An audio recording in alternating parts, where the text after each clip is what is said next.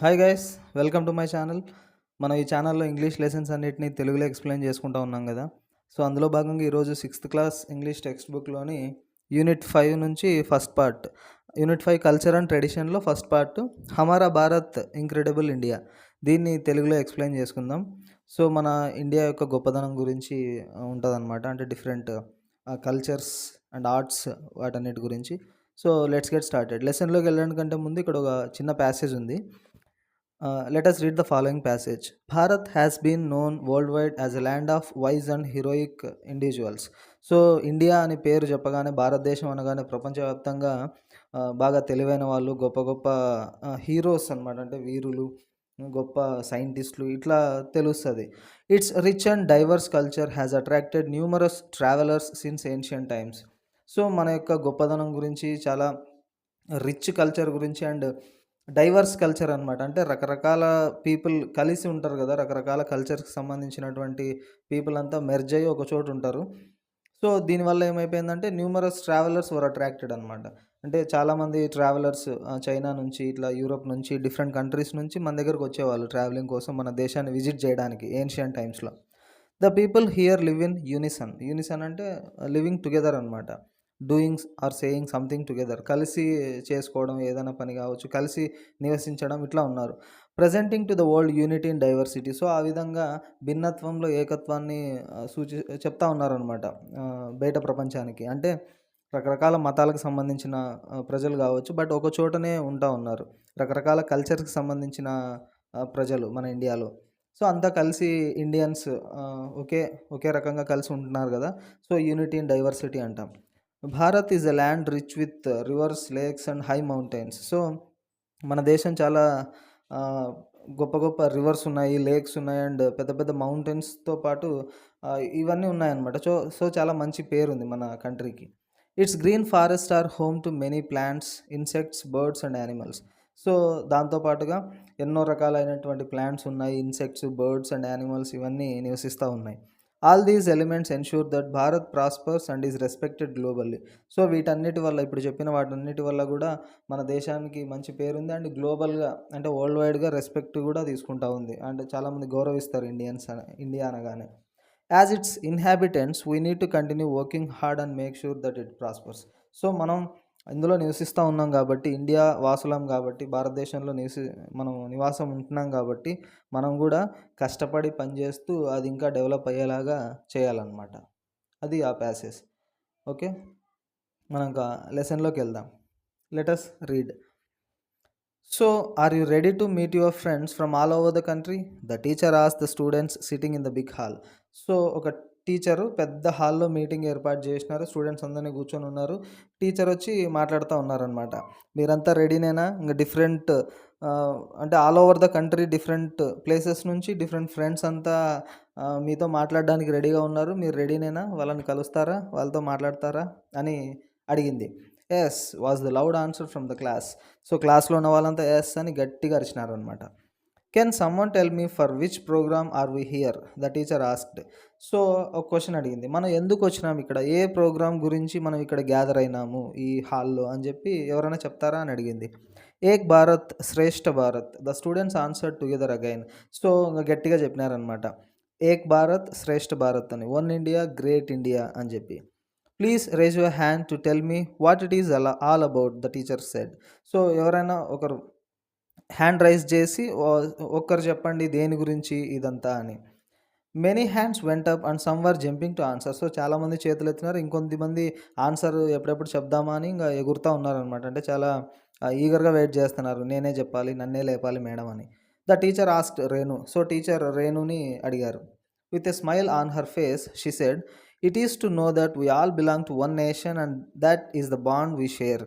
So ఆమె చెప్పింది ఇదంతా ఎందుకంటే, అంటే ఏక్ భారత్ శ్రేష్ఠ భారత్ అనేది మనమంతా ఒకే దేశానికి చెందిన వాళ్ళం అండ్ మనందరినీ ఆ బంధమే కలుపుతా ఉందన్నమాట. వీఆర్ ఆల్ ఇండియన్స్ అని చాటి చెప్పడం కోసం అని. And our unity diversity makes us the most wonderful country in the world.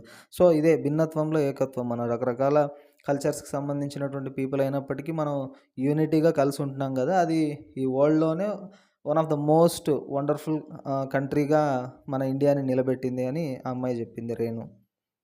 Part 2. The teacher smiled at her as everyone clapped. So అందరూ క్లాప్స్ కొట్టినారు. టీచర్ స్మైల్ ఇచ్చింది ఆ అమ్మాయి చెప్పిన ఆన్సర్‌కి.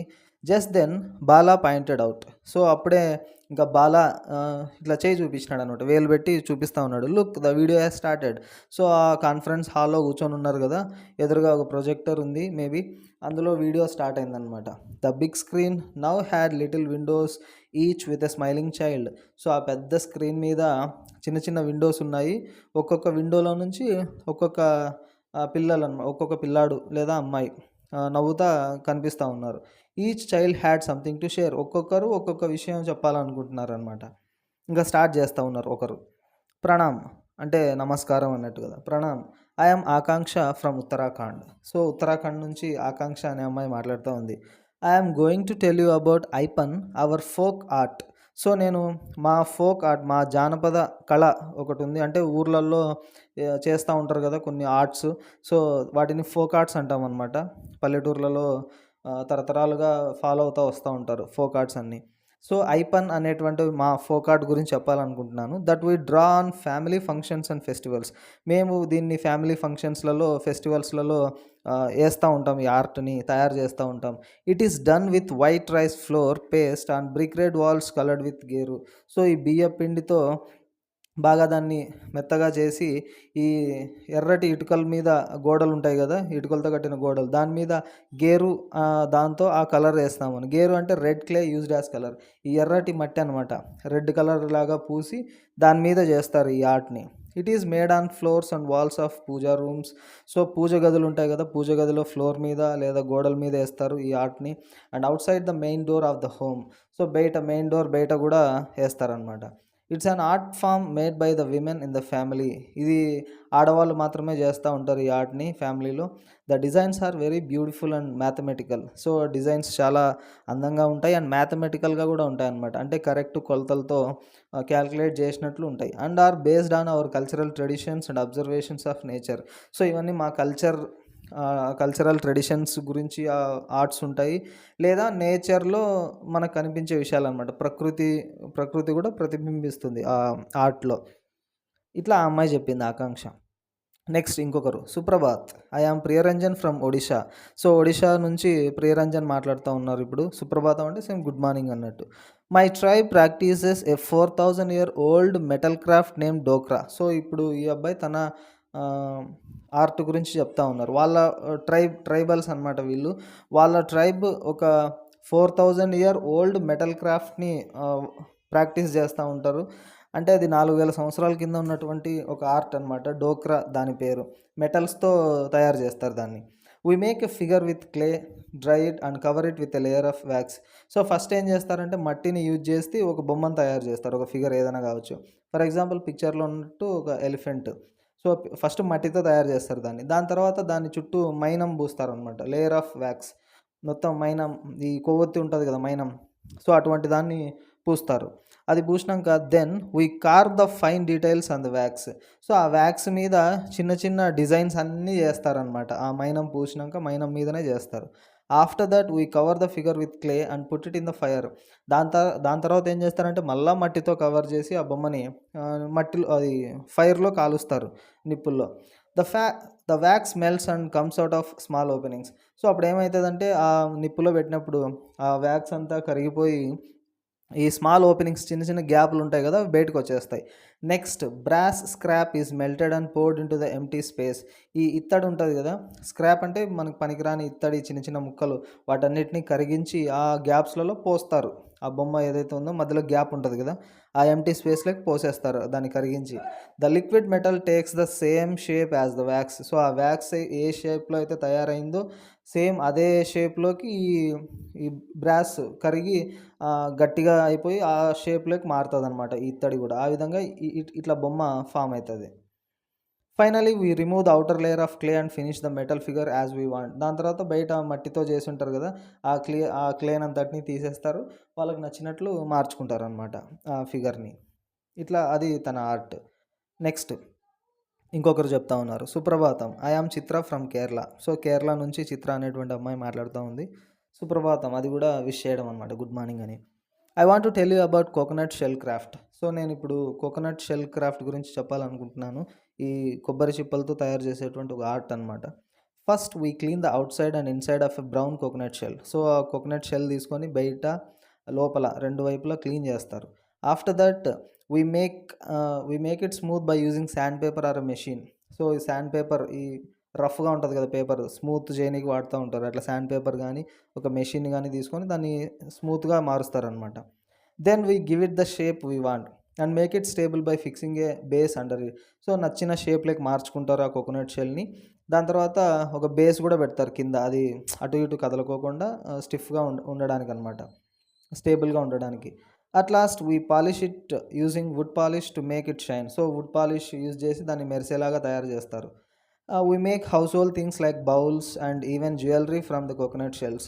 సో, ఇంట్లో వాడుకునే వస్తువులు తయారు చేస్తూ ఉంటారు. సమ్‌టైమ్స్ జ్యువెలరీ కూడా తయారు చేస్తారంట ఈ కోకోనట్ షెల్స్‌తో.